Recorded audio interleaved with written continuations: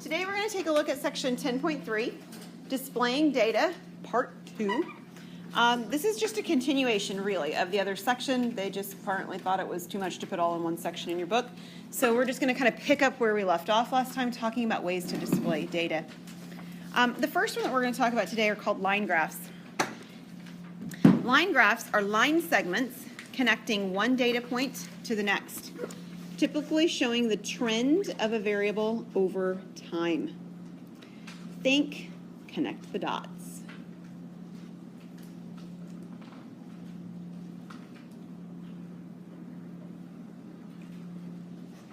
So last time we dealt with a lot of data that we kept using it over and over again. That was data of tests, right? Test scores and things like that. While you could connect the dots and you could make a line graph, it wouldn't really make a lot of sense because there's no context for it happening over time. It's just talking about different scores from a static event. So line graphs really make the most sense when we're looking at how something is changing over time. So we're going to do an example of that. A learning specialist tracked the average reported studying times of her students, obviously over a span of a week. Create a line graph for the data she tracked. So we see numbers of hours spent studying from Monday through Sunday, and we're going to create a line graph. So the first thing to do is to get your X and your Y axis, or horizontal and vertical axis. Usually the time goes on bottom, right? That's the part that's changing independently of what you want. You have no control over that. And so in this situation, we have our days of the week. Usually we don't have,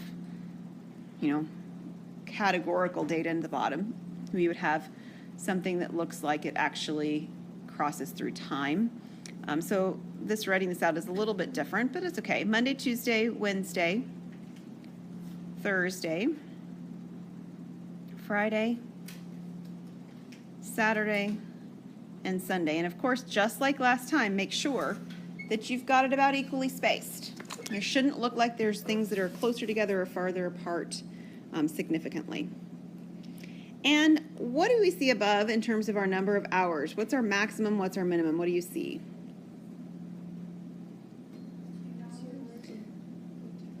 2 hours and 0.25 hours. So when we're looking at our scale on the y-axis, it needs to have values that make sense to do that with. So if I just randomly did a scale from 1 to 10, it wouldn't make any sense here because I don't have any values above 2.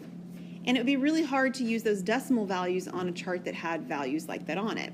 So we're going to mark them out. And if you'll look also, another thing you'll see in these particular data values is they all increase in increments of a quarter, right? Like 15-minute time increments is what that would represent.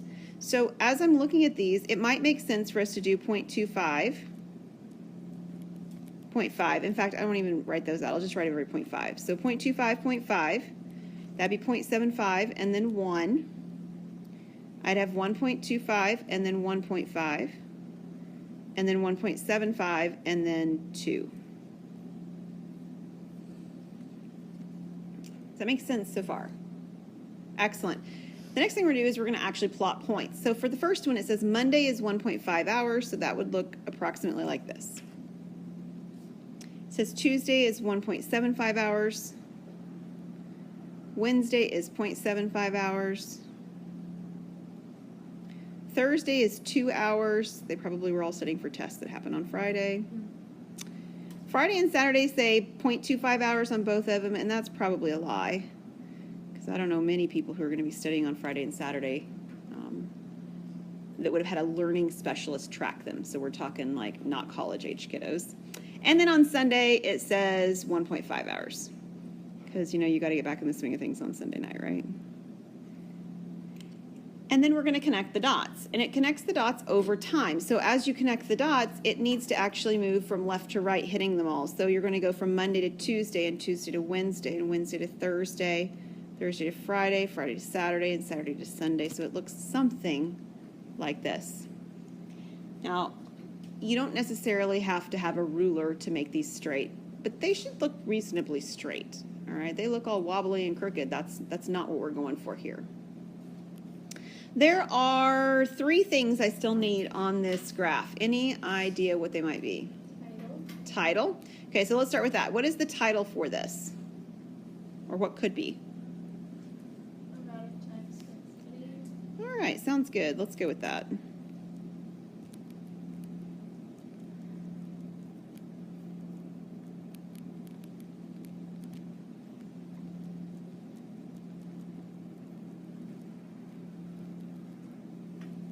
Amount of time spent studying.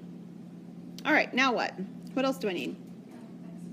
The x and the y-axis, and those are my last two pieces. Let's start with the x-axis. What is the x or horizontal axis here representing? Yeah, day of the week, right?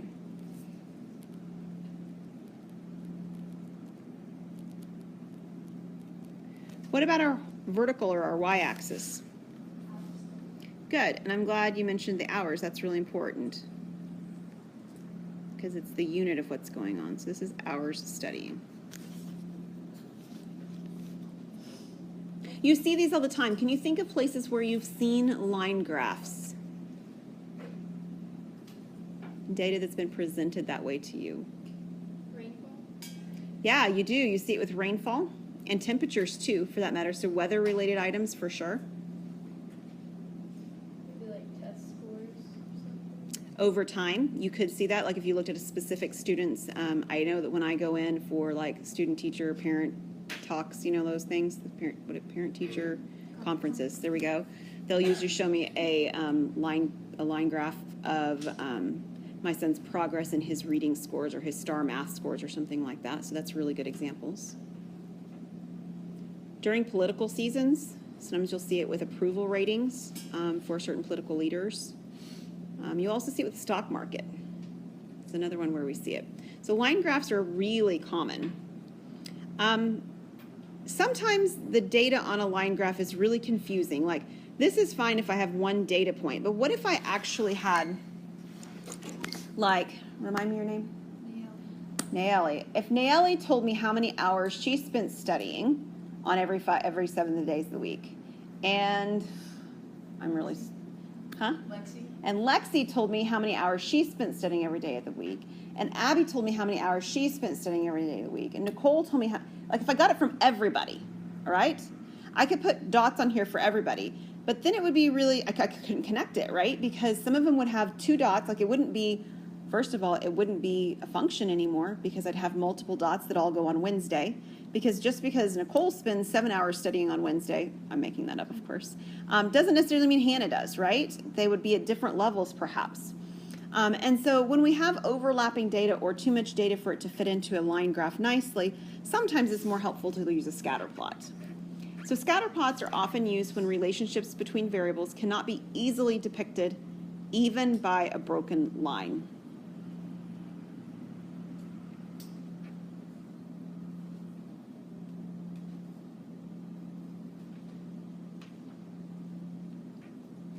Now, just because it can't be depicted by a line doesn't necessarily mean you can't see any trends in the data. I suspect if we put all this information on there, there would still be places where it would dip down for everybody. Probably, Wednesday night, or maybe Sunday. Maybe you take Sunday or Saturday completely off. You just don't do anything that day. There's probably some things that, as a whole, you would always see some dip downs, and you'd always see some increases in the same places, especially if you guys had, for instance, like enough classes together, right? The tests hit at the same time, so the studying times increase in the same nights of the week, that kind of stuff. So let's take a look at an example where it has this sort of a feature. Coach Lewis kept track of the vertical jump heights of his starters over 8 years. I said 8. Your page says 7. How many is it? It's 7, so this should say 7 years. There we go, 7 years. So we've got our starter 1, and he has 65, 67, 67, 68, and so forth all the way up, all the way down to starter 5 in his data. Does everybody have that data? Okay, good. So what we're going to do is we're going to draw a scatter plot for the data. It's on the next page, unfortunately. And it says what kind of association is there for the data. So we'll talk about that second part of the question after we've actually plotted everything. Now, there's no way I'm going to plot this very well if I don't have a grid, so I'm flipping to the back of this where I've got a grid set up for us, and we can do this. So just like with our line graphs and our bar charts and our histograms, we need an XY axis.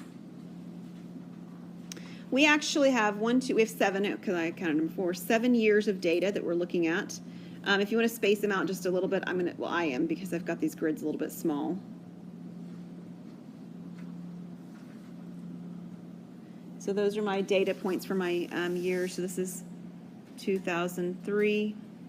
I'm sorry, 2002 is where it started. 2004, 2006, and 2008. And I just marked every other one. And let's take a look back at that chart. I'm looking at the one on your page before. Can you find me a lowest value? Can you find me an upper value so we know how we need our y-axis to look? What's the lowest number you see on that chart? 58. Looks to me like 58 as well. And the highest? 77. Okay, does everybody see those on the chart from page 1? Now, so far, all of the charts we've done have been able to start like the x-axis at 0 and go up from there. Wouldn't really make a lot of sense to use 0 to 55-ish on this one, right? I mean, like, I don't have anything in that data range for it to make sense. So because of what we're about to do, we have a caveat to what we've done before. I just erased a little bit of my vertical line, and we need a break in the graph to show that our x-axis is no longer going to represent a 0 jumping height. The way that we do that is we just make, we just make a break like that in the grid, in the line. Okay, it just tells us that we're not starting at 0. We're going to jump up and start somewhere else. In particular, I need to go from a 58 to 77. I might have enough space on here to do that, or I think I might need to go in 2s. So I'm going to go in 2s. We'll start here with 58, and then 60, 62, 64, 66, 68, 70. Yeah, I think that's going to be good for me. 72, 74, 76, and 78. And I need to put data points for every single person. So I think it might be easier to plot all of the 2002 data first, and then all the 2003 and so forth. So I'm going to suggest that we do that. If you take a look at the data for 2002, we know we had a 58. We have a 62. I'm just looking from the bottom up. I have a 60. I have a 63, so that's halfway in between. And then a 65. So that's all my data for 2002. 2003. I have 62, 66, 64. 62, 66, 64. 65 and 67.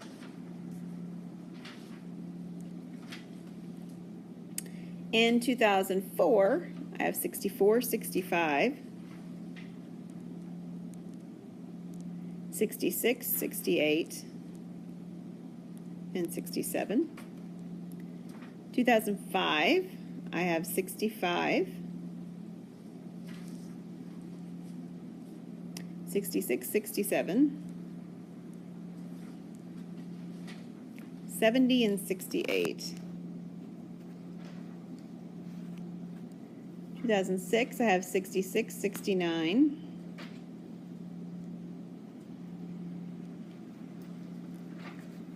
67, 68. And 70. Hang on. Is that right? Yeah. 2007, I'm almost done with my chart anyway. 2007, 69, 70, 73.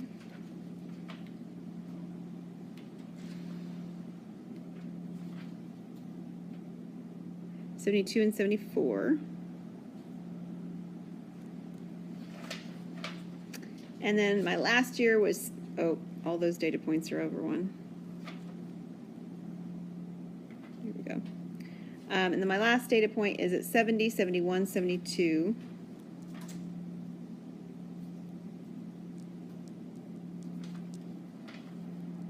75, 77.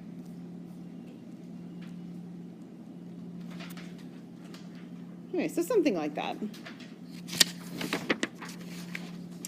I need some labels, I need a title, all that good stuff. So let's start with a title. What's the title for this?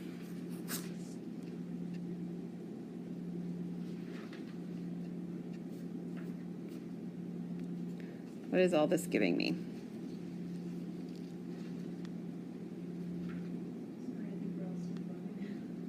Huh? Sorry, I think we're all still plotting. Okay, I'm so sorry.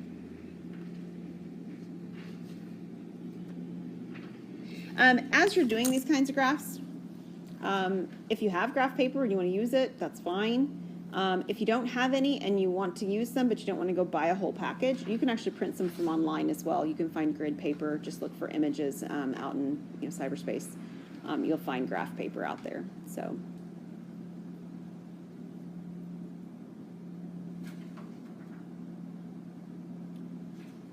What in the world is this graph for? What's it measuring?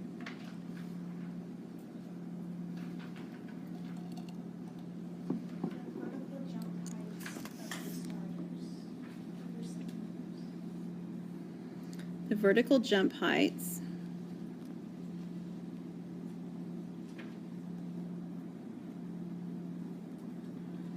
for Coach Lewis's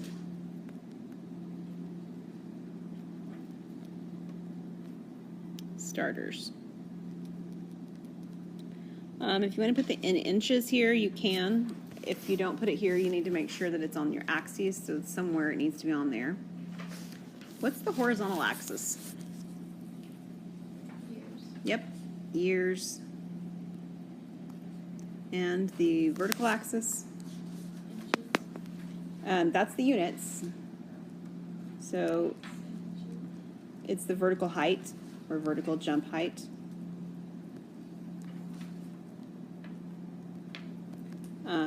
And you're right, it's in inches.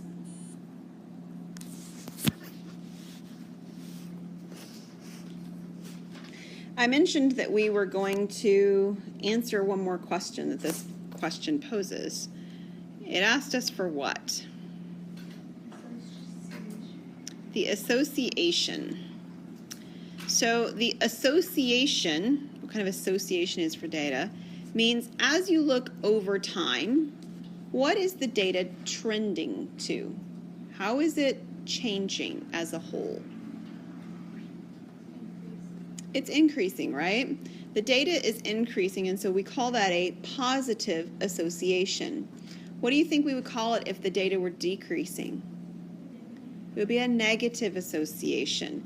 So there are things that we could talk about in terms of athletics that would be negative associations that would be good as well, like your running speeds, right? The time it takes you to run a 5K, or the time it takes our track athletes to run a 400-meter run, something like that. So negative doesn't necessarily mean bad. It just means that the data decreases over the span of time, whereas this one is that it's increasing, it's positive.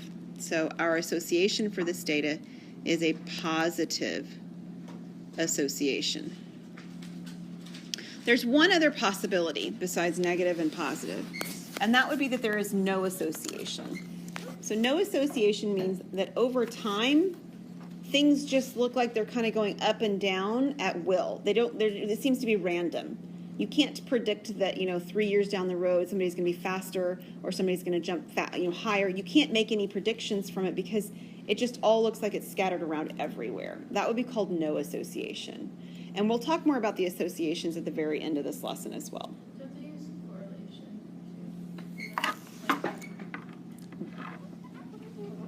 We talk about correlation with how it correlates to a line of best fit. Yeah, and I'm actually getting there next. So yes, you're on the right track in terms of how these things are connected together, yeah. Trend lines, which relates to that idea, Hannah, is a line that closely fits the data and can be used to describe it. It's often called a best fit line. We'll hear line of best fit. So what I'd like for you to do, actually, it'll be more helpful if you guys have a ruler. I should have let you keep them. Well, fantastic. You already have yours then. Thank you. And I've got another ruler at the front. So pass those back.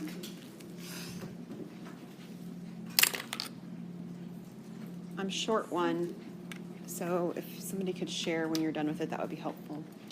What we're going to do is we're going to look at the data that we just created, and you're going to try to find a line. Obviously, the line's not going to hit all the points. Okay, that would be a line graph, and we know we can't do that with this data. But you're going to try and find a line that fits the overall trend of the data, gets as close as it sort of can to most as many points possible. So you don't want something that's going to greatly overestimate or greatly underestimate. So, for example, if I put a line like this, that's not what the data is doing, right? That's far too steep for what the data really looks like it's doing. If I put a line like this, that looks like the overall shape, but it's far lower, okay? So you're going to fit a line as best you can right through sort of the middle of the data. Now, your line and my line are not going to be exactly the same, but they will have some similarities. First of all, they should go from left to right, they should go uphill, which means they should have approximately the same slope, right? It's not going to be perfect, but it should be approximately the same. They even should kind of cross the y-axis at roughly the same place. Mine looks like it's crossing at about 59. Maybe yours looks like it's crossing at 61. That's okay. But it should be pretty close. If you tell me that your line's crossing at 52, we have problems, right? So what we're going to do then is we're going to find the equation of the line you created that I created. So my equation that I write down right now, it's probably not going to be exactly what yours is. But we should still be able to get close. So looking at where yours crosses, I would like you to write down a plus with that number at the end. Mine's 59. Mine looks like it's crossing over here at 59, right? And then the next thing is I'd like for you to pick 2 points that your line looks like it nicely crosses over. Now, I've got the advantage of grid markings on mine, so if you don't have grid markings on yours, which probably no one does today, I would try to find locations where your line actually hit a point on the line. Like, for instance, on mine, this one right here looks pretty good. I might use that as one of the points that I'm talking about right now. And so does this one. That one looks pretty good. The line and the data points actually meet.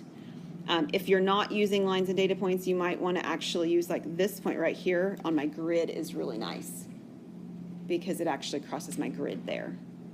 Okay, so you just need 2 of them.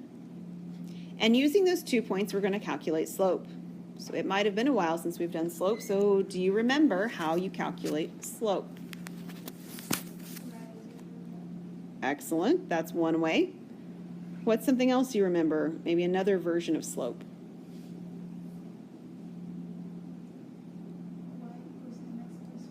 That's the slope-intercept form of the line, which we're going to use. In fact, I'll write it down over here. We need that. The slope for that formula, though, Vanessa, is the m. So we're looking for the m, and we're looking for a way to calculate it. So rise over run is one of those ways. Can anyone think of any others that you remember? Change in y over change in x. Fantastic. And we use triangles to represent change. So this is change in y over change in x. Does anybody else remember another formula for the change in y over change in x version of this? Mm-hmm. You could either remember it like this, y1 minus y2 over x1 minus x2, or maybe you remember it flipped around, y2 minus y1 over x2 minus x1. These are all equivalent formulas. They're really not any different than each other. So, in our equation, what I want you to do is to take those 2 points you picked, and I'd like for you to label them. So in my case, this point right here was the year 2006. and it was at the height of 69. Okay, so yours and mine on this are not necessarily going to be the same. My other point was the year 2004, and it was a height of 65.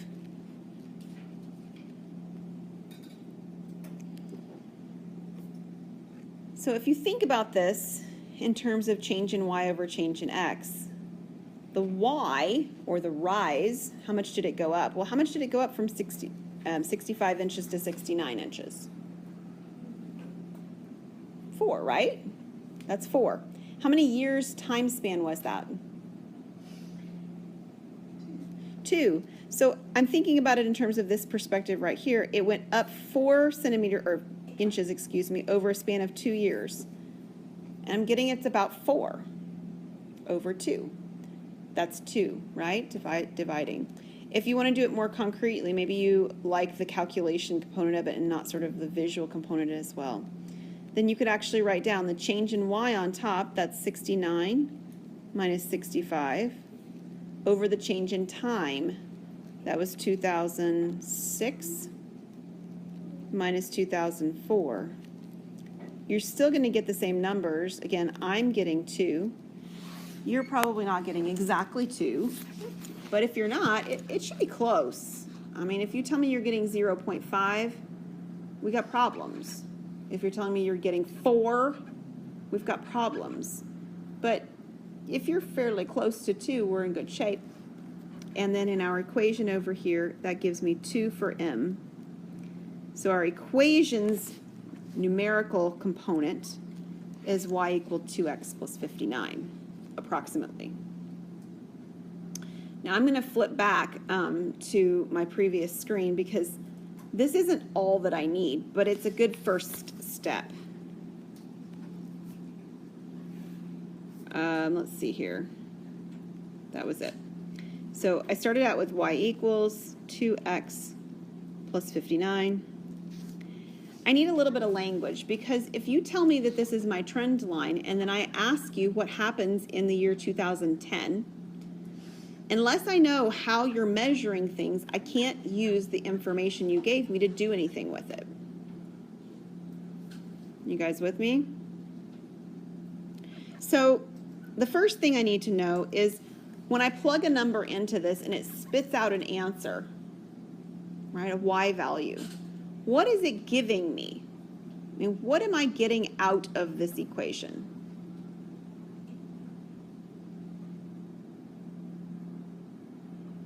If I ask you what happens in 2010, what in the answer comes out and it's 73.2, whatever. 73.2 what? Inches. It's the inches in jump height, right?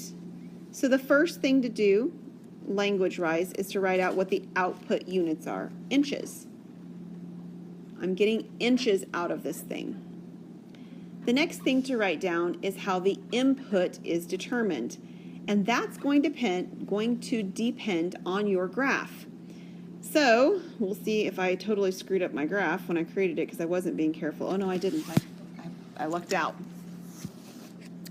Right now, where I crossed my y-axis is not year 0, right? There's some space right here. And if I sort of went backwards to the y-axis, my y-axis is what year? What year would my y-axis represent the way that I've drawn it? I think it looks like it would be 2000. Maybe it's 2001. I think it's 2001 actually, because the way I've got mine drawn is that every 2 boxes is a year. So this is 2003. So I think mine's 2001.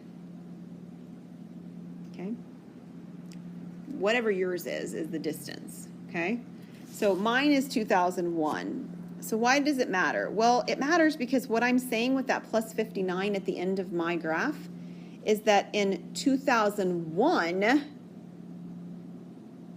the jumping height was 59. Can you see that? That's what I'm actually saying. Now, if we'd started the axis at 2002, which we could have, and that would have been fine, my jumping height would have looked more like 61 actually, because on my axis right here, it looks more like I'm crossing 61 at a height of 61. So over here, when I'm writing this down, I'm going to say something like that. X years after 2001. If I'm more careful, I might draw it on purpose so that it goes from years since 2000. That would be a little bit easier to think about. So when I ask you now to predict the jumping height in a specific year, if I know how my years are being measured, I'll be able to do that. And in fact, that's exactly what Part C asks us for this. Notice my note. I've sort of, hopefully the fact that I'm harping on this also insinuates that this is a true note. You have to have the supporting language, otherwise the equation has no meaning. I can't use it for anything if I don't know how it's measuring or what it's measuring. So on Part C, when it says, what would you predict the jumping height to be this year? Well, what year are we in? 2018. So what would my X value be if I'm measuring in years after or since 2001? What would my X value be with that condition? It'd be 17. And I need that information to know, what do I plug into this formula? And the answer is 17. So in my equation, if I have y equals 2x plus 59, I can plug in 17 to get an estimate. Now, it still may not be good. These kinds of things only, trend this way for so long, especially in terms of athletic ability. Eventually, you do get old, and you do get slower, and you do get, unable to jump as high and things like that. But if we're pretty close to the data that we already have, we would think that it would be accurate. I don't know that this year, 2017, is very close to the fact that we stopped in the year 2008, I think, or something like that. So it's not super close. But we can still give the calculation. What do you think it is, or what do you have that it is? What's 2 times 17? 34. Yep, good try, though. All right, 34 and 59. 93. 93 what? Inches. That's pretty high, especially compared to the data that we already have. Probably estimating a little bit too far out for this particular group of 5 students, But you have the idea, right? It would be reasonable to estimate what their jumping height would be, say, in 2009. And we'd probably get a pretty good estimate, maybe 2010. But at some point it starts being less of a good estimate just because we're so far outside the window of what we're talking about. All right, last thing in this section we've already talked about a little bit is association. So I want you to think about these lines that you're given and what they look like. What can you tell me that the first one, y equals negative 2x plus 3, looks like? Negative slope. So it's going downhill, right? Okay, that's the important part. How about part B? What does this one look like? Positive slope. So it's going uphill. And then how about C? Do you know what it looks like? Well, they all look like lines. Horizontal is the word I want. Yeah. That's kind of like we have this tendency to use the words straight line together, whereas we always mean straight when we say line, but we still do it. I do it too. Okay, so these are our 3 different possibilities. The first one, a trending downward line, like we mentioned before, would have a negative association. And you can also reference that to the fact that it has a negative slope. The second one has a what kind of association? Positive. And again, you can reference that because there is a positive slope in the front of that one. The last one, what would it have? None, or you could say neutral if you wanted to. There's no association.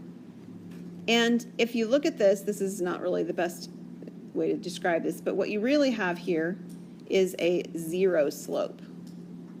Don't use the word no slope because that's very confusing about whether it means a horizontal line with zero or a vertical line that's undefined.